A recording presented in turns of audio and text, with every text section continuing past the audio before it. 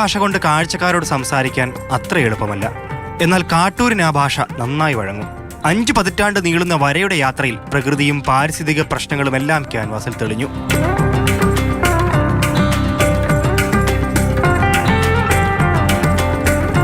തന്റെ 120 ചിത്രങ്ങൾക്ക് എന്നും കാഴ്ചക്കാർ നിറയുന്ന വേദി.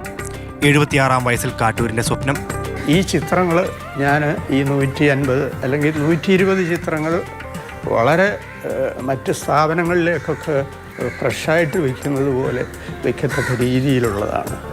അത് പൊതുജനങ്ങൾക്ക് കാണാൻ, ഈ കലയെക്കുറിച്ച് പഠിക്കുന്നവർക്ക് കാണാൻ ഒക്കെയുള്ള ഒരു സാംസ്കാരികമായിട്ടുള്ള തലത്തിൽ പ്രവർത്തിക്കുന്ന ഒരു കേന്ദ്രത്തിൽ ഇത് ഡിസ്പ്ലേ ചെയ്യാൻ എനിക്കൊരവസരം കിട്ടിയിരുന്നെങ്കിൽ വലിയൊരു സഹായകമായേനേം എന്നുള്ളതാണ് എനിക്ക് പറയാനുള്ളത്. ചിത്രകാരന്മാരുടെ ജീവിത പ്രശ്നങ്ങൾ വരയിലില്ലെങ്കിലും മനസ്സിലുണ്ട്. ചിത്രം വിറ്റുകൊണ്ട് തന്നെ ജീവിക്കുന്നവരുണ്ട്.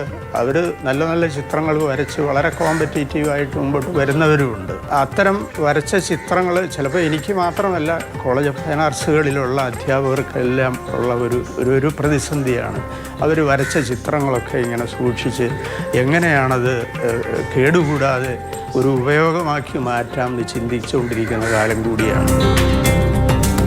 പലരും വലിയ തുക നൽകി ചിത്രങ്ങൾ ഏറ്റെടുക്കാമെന്ന് അറിയിക്കുന്നുണ്ടെങ്കിലും അതിനോട് കാട്ടൂരിന് താല്പര്യമില്ല.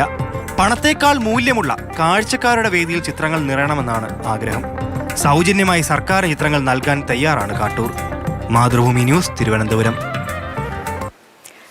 ഹിമ ഹരിദാസ് ഉണ്ട്. ഹിമ, ഗുഡ് മോർണിംഗ്. കാട്ടൂരിന്റെ ആഗ്രഹം സഫലമാകട്ടെ അല്ലേ?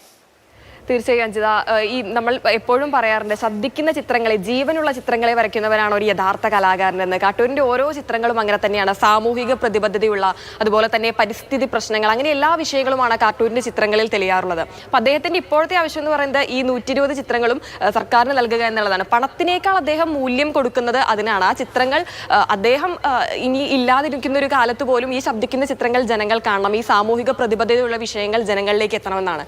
അദ്ദേഹത്തിന്റെ ഓരോ ചിത്രത്തിന്റെയും പ്രത്യേകതയും അത് തന്നെയാണ്. ഏറ്റവും അദ്ദേഹം എടുത്ത് വരയ്ക്കുന്ന ചിത്രങ്ങളെല്ലാം ഇതുപോലെ സാമൂഹിക പ്രതിബദ്ധതയുള്ളത്, അതുപോലെ തന്നെ പരിസ്ഥിതി പ്രശ്നങ്ങൾ, ഈ ജലസേചനവുമായി ബന്ധപ്പെട്ട നിരവധി പ്രശ്നങ്ങൾ അദ്ദേഹത്തിന്റെ ചിത്രങ്ങളിലൂടെ അദ്ദേഹം വരച്ച് കാണിച്ചിട്ടുണ്ട്. അതുപോലെ തന്നെ യാത്രയുടെ മനോഹരമായ ചിത്രങ്ങൾ, കൗതുകമുണർത്തുന്ന ചിത്രങ്ങൾ, അങ്ങനെ നിരവധി ചിത്രങ്ങളുണ്ട് ഈ 120 ചിത്രത്തിന്റെ കൂട്ടത്തിൽ. അപ്പോൾ എത്രയും വേഗം അത് സർക്കാർ ഏറ്റെടുക്കട്ടെ ആ ചിത്രങ്ങൾ. അതുപോലെ തന്നെ അദ്ദേഹത്തിന്റെ ഇനി എല്ലാ കാലത്തേക്കും കാട്ടൂർ എന്ന ചിത്രകാരനെ സമൂഹം അറിയപ്പെടുന്ന രീതിയിലേക്ക് ആ ചിത്രങ്ങൾ ഏറ്റെടുക്കട്ടെ എന്നുള്ളത് തന്നെയാണ് നമുക്കിവിടെ പ്രത്യാശിക്കാനുള്ളത്. നമ്മളെപ്പോഴും ഒരു ജോലി ചെയ്യുമ്പോൾ നമുക്ക് ഏറ്റവും വലിയ ആഗ്രഹം ഉണ്ടാവുക അത് പണത്തിന് വേണ്ടി അങ്ങനെയൊന്നും ആയിരിക്കില്ല. അതിന് നമ്മൾ കൊടുക്കുന്നൊരു മൂല്യം മറ്റൊന്നായിരിക്കും. അത് അതിലായിരിക്കും കൂടുതൽ സംതൃപ്തി ഉണ്ടാകുക, അത് കൂടുതൽ ജനങ്ങളിലേക്ക് എത്തുക, നമ്മളുടെ കഴിവിനെ അവർ അംഗീകരിക്കുക എന്നുള്ളതായിരിക്കും. കാട്ടൂരിൻ്റെയും ആഗ്രഹം അത് തന്നെയാണ്.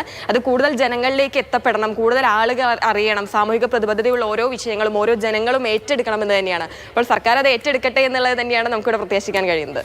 തീർച്ചയായും ഹിമ, സർക്കാർ അത് ഏറ്റെടുക്കട്ടെ, സംരക്ഷിക്കട്ടെ. കാട്ടൂർ ആഗ്രഹിക്കുന്നത് പോലെ തന്നെ ആ രീതിയിൽ അദ്ദേഹത്തിന്റെ സാമൂഹിക പ്രതിബദ്ധത വിളിച്ചോതുന്ന ചിത്രങ്ങൾ അത് എക്കാലവും ഓർമ്മിക്കപ്പെടാൻ, ആ കലാകാരനും മുന്നോട്ട് വെച്ച സന്ദേശവും ഒക്കെ ഓർമ്മിക്കപ്പെടാൻ ഉതകട്ടെ. ശരി.